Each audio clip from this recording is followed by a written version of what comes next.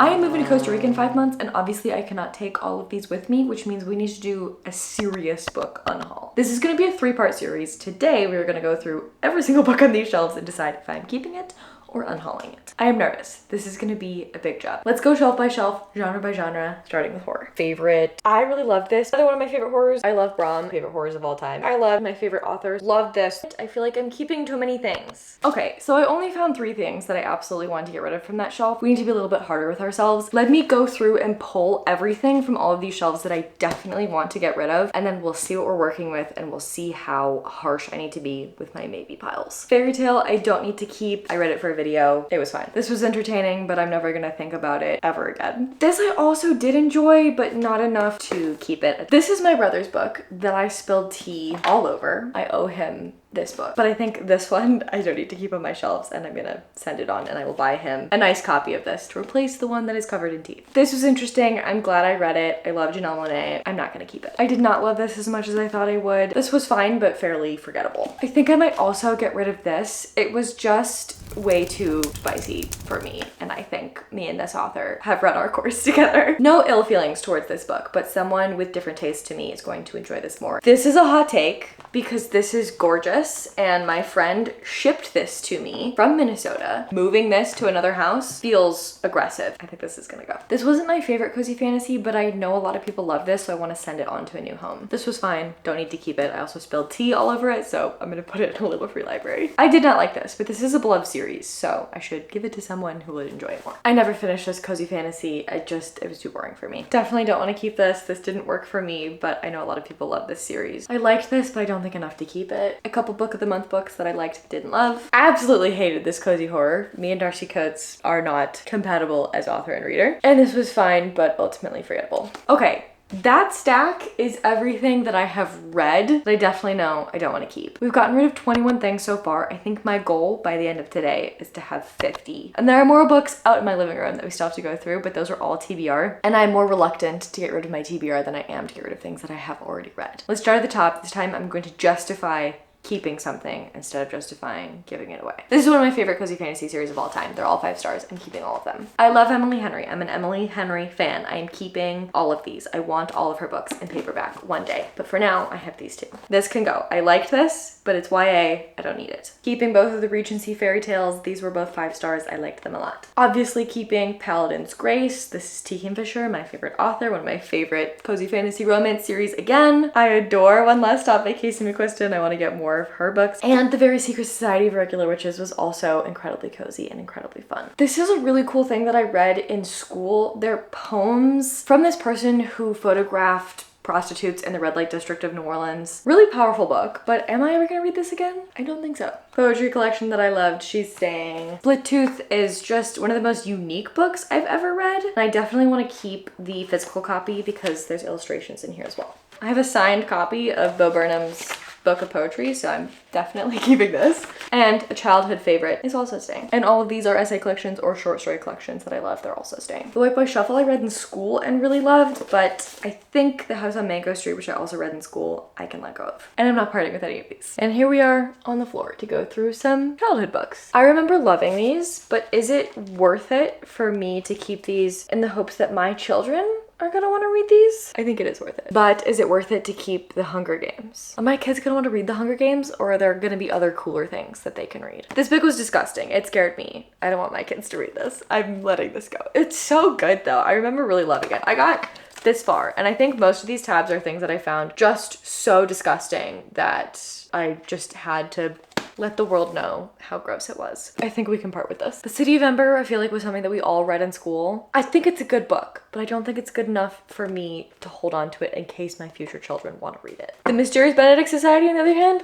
fantastic, and I will be forcing my children to read those. This is an Alice in Wonderland retelling, and I think we can let this one go. This one is tough because it wasn't really a 4 or 5 star. I didn't love it, but I do find myself picking this up and talking about it a lot, and I want to hold on to it, and I can't really explain why, but I think we're gonna keep it for now. I think I can let go of Convenience Store Woman. I liked it, but I think I want other people to read it more than I want to keep it on my shelves. Loved Lonely Castle in the Mirror, and I am currently reading this and loving it. Definitely want to read this, so all of these are staying. I don't know why this little weird grouping of books was sat there. This is now TBR, and I want to be vicious with this because I am inclined to keep it because I haven't read it and I spent money on it, so I want to keep it. A lot of these have been here for a year, maybe 2. If I haven't read them at this point, I'm not going to read them. Like, I stopped reading this at page 29. This is a gorgeous book. I really want to love this, but I just don't think YA is something that I want to be picking up anymore, so we are getting rid of this. There are a lot of books that I purchased because they're on a list of things that my professor gave me, but I am not willing to get rid of them until I at least try them. So I have no justification, but I am keeping both of these. I really wanted to read The Book of Form and Emptiness, and I had a video planned where I was gonna read all of the like Women's Prize for Fiction winners. But I think for now, anything that's a video idea, I am gonna keep and put to the side just in case I'm able to execute that video before I leave. I don't think we need to keep this. I found this in a little free library. It looked interesting. If I ever read this, I'm gonna read it on audiobook, and I'm not gonna read it physically, so we can get rid of this. And I actually have 2 copies of this, so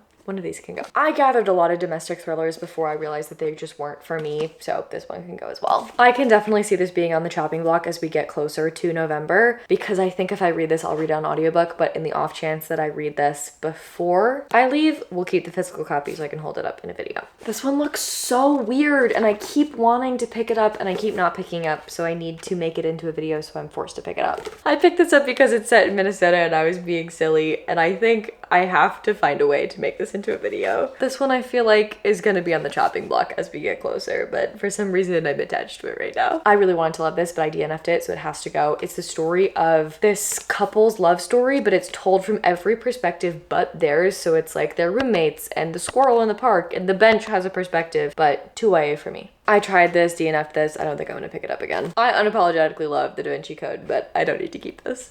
I don't think I'm ever gonna read Gone Girl. I read Sharp Objects by this author, and I really disliked the way that it handled certain issues, so I don't think this author is for me. That went much better than expected. Let's go over to the other shelf. The classic shelf is hard because I want to look like I have a big brain, but do I need to keep every classic that I've ever read? Probably not. Well, I find myself unwilling to part with any of them, so I guess we're keeping all of them. This is like booktube sacrilege, but I think I'm willing to part with both The Invisible Life of Addie LaRue and The Night Circus. Malcolm Gladwell, while a good author, I don't think something that I'm gonna reread, so I think we can get rid of both of these. I have a neuroscience/psychology textbook that we definitely don't need.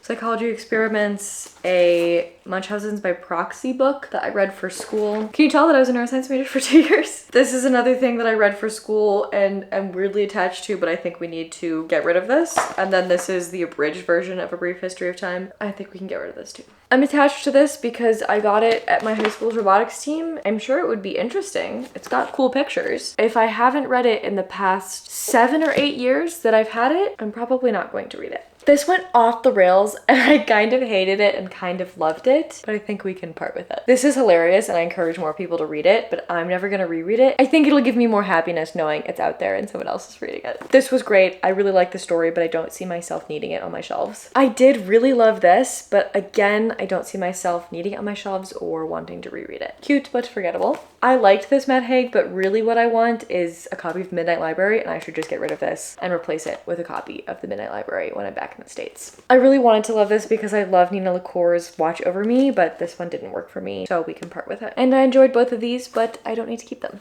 We're down to the final 2 shelves. All of these we are keeping. I don't remember why I bought this, and it does not sound like something I would enjoy, but please fight for this and anything else in the comments that you think I should keep before unhauling. I really want to read this, but I just don't ever see myself doing that. If I was gonna read it, I would have read it when Allie's book club read it, and I missed my shot, and I think I'm not gonna pick it up. I picked this up at like a Secret Santa white elephant situation, which makes me inclined to get rid of it, but maybe I should just prioritize it instead. I bought this for my dad, not realizing that he had already read it. I do like Michael Crichton as an author. Maybe I should keep it. I was doing so well there, and now it's hard to get rid of more. I think I could love A.S. King, but this is YA, and I think I know myself better. I'm not gonna read this. Will you guys tell me if this is worth it or not? Because I've had it for years, and I feel like I don't want to keep it, but something's telling me that I should check with you guys first. I got like halfway through this, and I had to stop because the content in here was a bit much for me. I am gonna pick it up again, but it feels like if it comes down to it, this is something I should get rid of. So this is on the chopping block for later, but for now I'm gonna keep it. Really what I want is I want Once There Were Wolves. So really I should get rid of this and get myself a copy of Once There werewolves when I'm back. But I think for now I'm gonna keep this. This is a book I bought for class and then ended up dropping the class, and I don't know why I've kept it for 4 years, but here it is. We're getting rid of it now. Again, why I still have textbooks, I don't know. This was really good though. Maybe I should keep this. But we can definitely get rid of my white collar crime textbook. I think I'm scared that if I get rid of my Norton anthologies that I will no longer have my identity as an English major. But the amount of space that all of these take up, I think I do have to keep them though, unfortunately. My ego needs that. We are gonna get rid of all of my GMAT workbooks. So if anyone is studying for the GMAT and you want these, just DM me and I will send them to you. They were very helpful when I was studying, but I decided to not go get my MBA. So if that's a journey that you're on, let me know. I will send you these. That's everything. Let's go back through my pile of maybes, and maybe now when I'm being more cutthroat about things, we can get a couple more out of the way. I do want to keep the Mona Awad.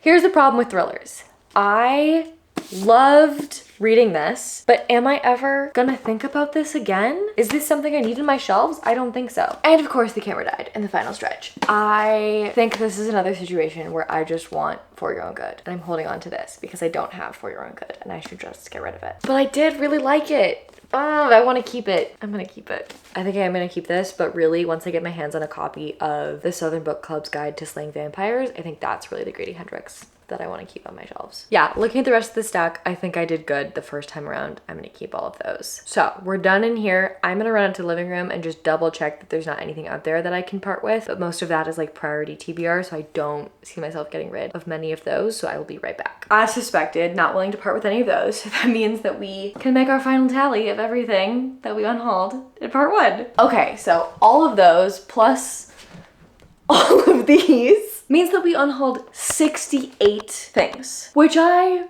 am very happy with. We exceeded our goal of 50. Thank you for coming along for this very chaotic journey. The next phase is going to be listing these on Pango and taking them to some little free libraries. If you want to save any of these, if any of the things that I haven't read yet you really want me to read, please let me know in the comments. If anyone comments about any book and they say, I'm desperate for you to read this, I loved this, you're gonna love this, if you think I should save something, if one person comments, I will save that book. You have the power. Thank you all so much for watching. I will see you in part 2 where we will find all of these a new home. I post every Friday at 11 a.m. Eastern, so I will see you next time where I will be hopefully less sweaty and we'll be reading more things.